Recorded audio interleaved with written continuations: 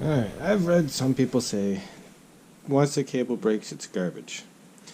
Well, not always. You can redo it. We go like this. Untwist it enough. So you have a few on this side and a few on this side. Cross them. And wrap them around into the same groove that they were in before.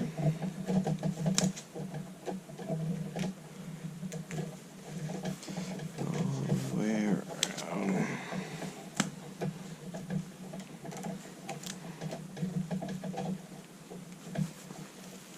Ow. Son of a bitch. And bring this side around.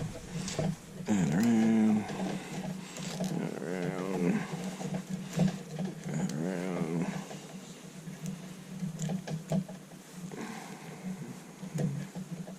Make sure they go into the grooves that were there. And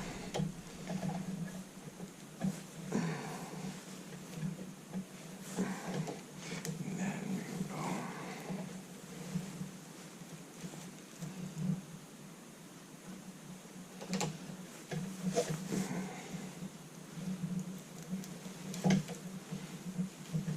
Twist them back up here.